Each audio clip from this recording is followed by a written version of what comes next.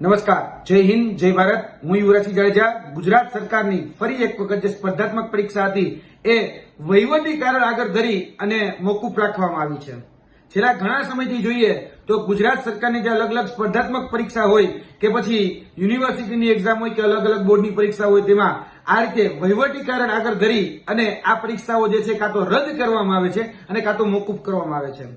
ખાસ કરીને જોવા જઈએ તો ગુજરાત ગૌણ સેવા પસંદગી મંડળ દ્વારા 212 નંબરની જે જાહેરાત હતી તેમાં આ પરીક્ષા લેવાની શરૂઆત થઈ ચૂકી હતી. એટલે કે 1 એપ્રિલથી ઉમેદવારો આમાં પરીક્ષા આપી રહ્યા હતા.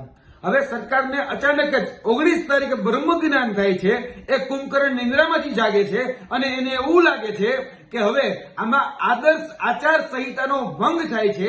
એટલે હવેથી જે બાકીની જે પરીક્ષાઓ છે, ખાસ કરીને 7 તારીખ કે 8 તારીખ સુધીની એ તમામ પરીક્ષાના દિવસોની એ પરીક્ષાઓ જે છે એ હાલ પૂરતી એને મોકૂફ રાખવાનો નિર્ણય એ ગૌણ સેવા પસંદગી મંડળ દ્વારા કરવામાં આવે છે. દરેક વખતે જોવા જઈએ તો પરીક્ષા કાં તો રદ થાય છે કાં પરીક્ષા મોકૂફ રાખવામાં આવે છે. ભૂતકાળના પરીક્ષાના જે ટ્રેક રેકોર્ડો છે એમાં પેપર ફૂટવાની ઘટના, ગેરરીતિની ઘટના, ભ્રષ્ટાચારની ઘટના એ અનેક વાર સામે આવી છે. તો તેને કારણે આ વિદ્યાર્થીઓના ભવિષ્ય સાથે જે ચેડા થતો પ્રશ્ન એ ખૂબ ગંભીર બન્યો છે. શા માટે ભાઈ અચાનક જ આ પરીક્ષા જે છે એ અત્યારે સ્થગિત કરી નાખવામાં આવી, એનું જે કોઈ કારણ હોય તો ગૌણ સેવા પસંદગી મંડળ એને જાહેરમાં મૂકી શકે છે. એવું તો નથી ને કે આ વહીવટી કારણ આગળ ધરી અને કોઈ એની પાછળ કઈ ખીચડી રંધાઈ રહેલી હોય અથવા તો કોઈ જગ્યાએ આગ લાગી હોય તો એને ઠારવા માટે આ પ્રકારનો નિર્ણય લેવામાં આવી રહ્યો છે. એટલે આની ઉપર સ્પષ્ટીકરણ એ ગૌણ સેવા પસંદગી મંડળ જ કરી શકે. આશા અપેક્ષા રાખીએ કે ઝડપથી જે પરીક્ષાઓ સ્થગિત થઈ છે એ ક્યારે લેવામાં આવશે એનું પણ સ્પષ્ટીકરણ આપવામાં આવે અને શા માટે એને હાલ પૂરતી અર્ધ વચ્ચે આવી અને સ્થગિત કરવામાં આવી એનું પણ સ્પષ્ટીકરણ આપે.